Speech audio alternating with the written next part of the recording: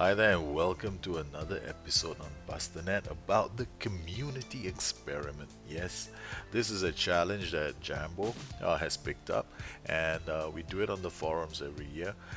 We basically take one team. This year it's Sassuolo. Everybody gets put into Jambo's black box, and those who are keen to take part, they each given a different tactic, and you can't choose to change that tactic. So if you like me, I've been given this 4-4-2, so I have to use the 4-4-2. I can tweak the roles, I can do whatever I want to do in PIs, but I can't do this. I can't move them around. So you're gonna have to stick to the system for for the whole season, and you have certain limitations.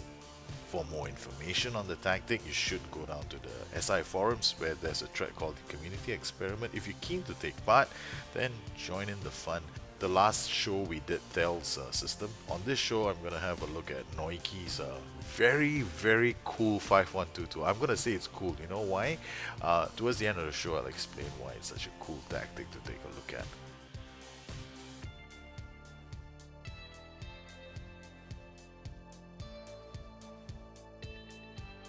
It's really simple. If you want to take part, just go to this thread on the forums and pop in a post and tell Jambo you want to take part, and that's it.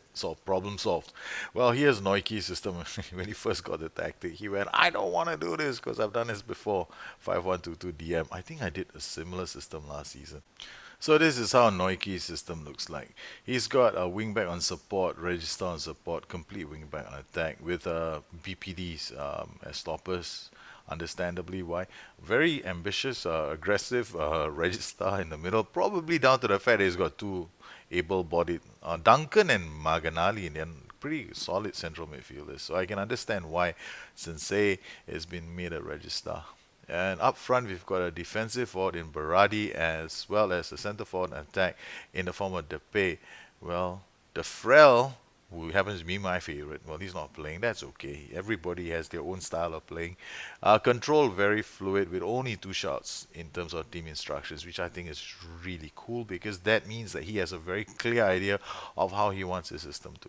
The results, he's got quite a impressive set of results here. I mean, if we just ignore all the friendlies and just look at the league start, he's only lost two games. One Europa match, one Serie A match. A Serie A match against Sampdoria, which looks like a very narrow defeat to one.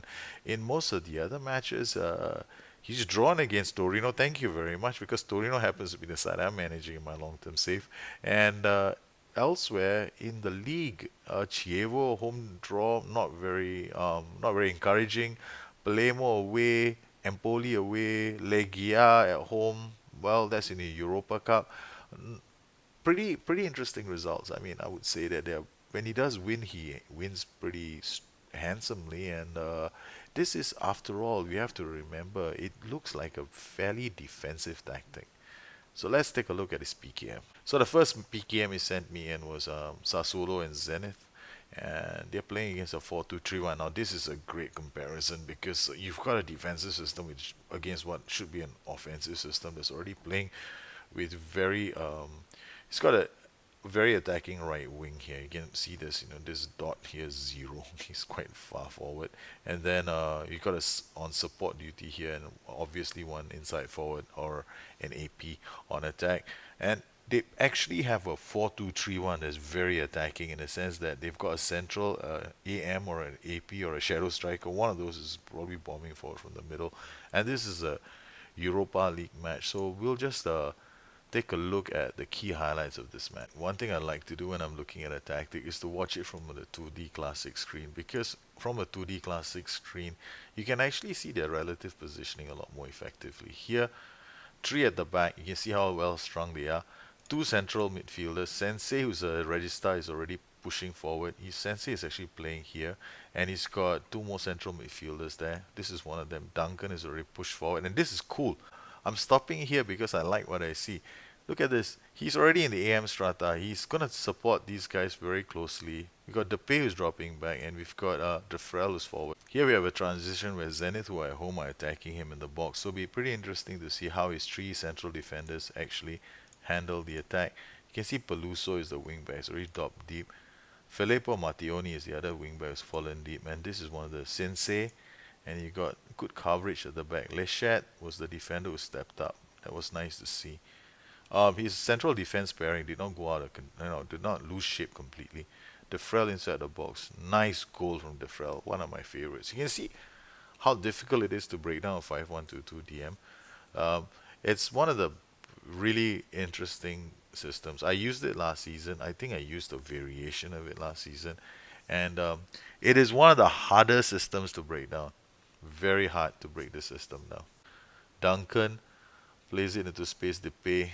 Only thing lacking for them is a bit of first touch and composure. Duncan, the Frel again. Now look at the way they're gonna come up in support. Peluso, this is where it's critical. This stage of the transition. It will show how well he's created his system, and I like it so far. What a ball to Duncan! Oh my lord. Had that been a guy who was a pure goal scorer, that would have gone in. And that is an indication of a CM on support getting up so high. Beautiful. Very nice to watch. And this is done with minimal TIs. You see what he can achieve with minimal TIs? Wow. Very nice. I love it when a plan comes together. His plan is coming together really nicely. Uh, Very hard to break them down again, you see. And unfortunately for them, this is the only downside of playing very fluid. Now, you got to be so camped right outside your box. And with a 5-1-2-2, it's going to be very deep. There's always going to be a chance these guys are going to score from range because really this is the only way they're going to score half the time. And Chateau from range, wow, not going to stop those kind of shots. Was brilliantly placed. That's a really nice goal. Here again, we see how they look like when they have the ball. They just conceded a goal. They're coming to the end of the start of the first half. This is the start of the second half. They're moving the ball from right to left. Look at all the relative positionings of all the players when they have the ball in their half. Now watch what happens when they transition. Okay, now they're moving into transition. Notice how the wingbacks move forward. This is a very dangerous situation for the opposition because if Defrel has anything like a great pass in him, or he pops it up to this guy's gonna come straight into the box. Unfortunately, we go back there. If we go right up to here, why did this happen? This is like it's one of the questions I always ask the people on my. I have a Discord channel where we discuss tactics, and I always tell them, you got to look for stuff like this. Okay, why did this happen? Was it because Defra had no passing options? That's one of the reasons why. The other reason that Defra that happened was, if you notice, it happened just here. Boom, his first touch let him down. So Defra doesn't have close control first touch to do something like that. So he lost control of the ball. There's a very nice transition here from the AI. And very nice. Sensei managed to block that. This is what you're looking out for when you have breakdowns in transitions. You want to see where the breakdown occurs and how it occurred. And that was down to the fact that there were no passing options to the AI. Look at how many options that the AI has. The AI has only one option, play to Chateau, and Chateau had Martioni on him. Beautiful. Love it. Because he's got so many players in his half with this system, uh, most of the time, a lot of the shots that the AI is going to pull off against him are going to be they're going to be having time to play shots from range, and if they have better first touch and composure and they can move the ball around, then it's going to be challenging at the back. But the AI has to be really good at moving players around to crack his defense. One thing I like about his 5-1-2-2, if he shuts down the passing options, then this is gonna happen. You see, Witsel has the ball now. Who can Witsel pass the ball to? He can pass it to him, but that ball is a no-brainer. Yeah, you can't really play that down the line. You could, but probably this guy's gonna read into it. And who else can he pass the ball to? There's no one else. You see, they're also isolated. If he plays the ball here, this guy's gonna pop in, so he can't really play the ball down the line here, because this number 32 is gonna move this way. So what can he do? Witsel loses the ball, no passing options, and they're off again. Yep. If it's set up with the right kind of team, then it's not bad. Here, yeah, the transition failed for Sassuolo, and it's obvious why it failed as well. Unfortunately, this can happen. They had a really good transition where they won the ball and moved the ball up, but then it broke down here because of the players themselves. So yeah, it's a pity though. This is down to quality of your players. So here you go, Defrel, bomb. clash of two players. The two players literally ran into each other, lost control of the ball. AI picks it up and bang, it scores a goal. Unfortunately for him.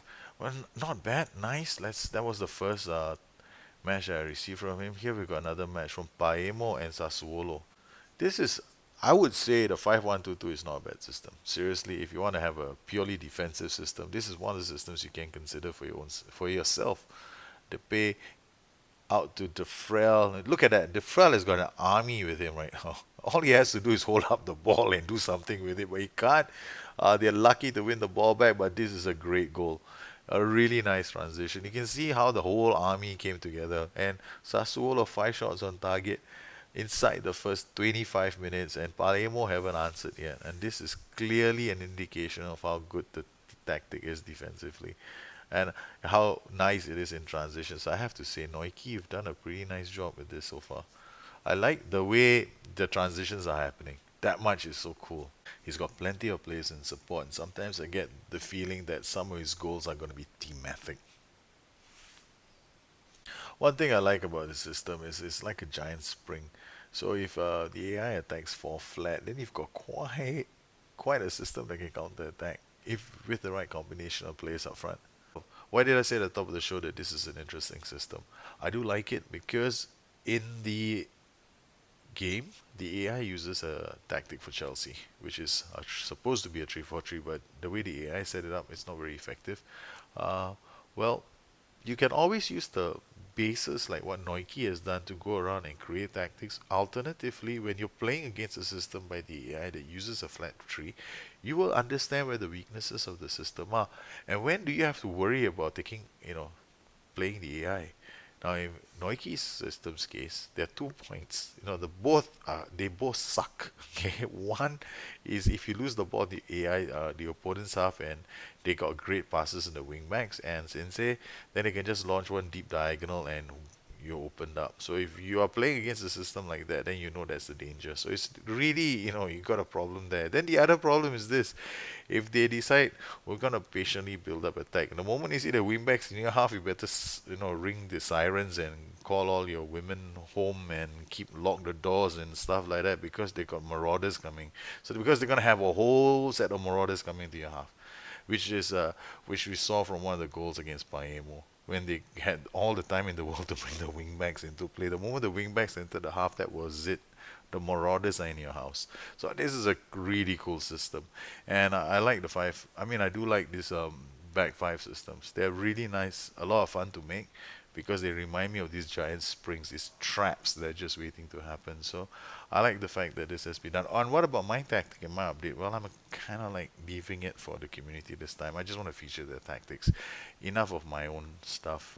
It's nice to see what other people are doing for a change. If you want to take part in the community challenge, well, just head on down to the SI forums. You can always take part anytime you want and just ask to be given a tactic. And Jumbo will spin his magical black box once again and he will just give one to you. And I'm sure that we'll all be interested. Just remember, why are we taking part in this challenge? I'll tell you something. I know of a few players who've taken part in challenges like this, and then when they stepped out, they went, "Oh, I didn't know I could do that with a tactic, or I didn't know I could do that with a role." The great thing about challenges like this, basically you're gonna use new roles. You're gonna try to do things with roles that you probably wouldn't have thought of in the first place. It makes you kind of appreciate certain things about the game. So you guys take care, have fun. I'll catch up with you again very soon. Once again, if you want to look me up, you can find me on Twitter at BusterNet. AddictedtoFM.com is my website, and patron.com/BusterNet is my Patron site. Yes, you guys have fun. I'll see you guys again soon. Bye bye.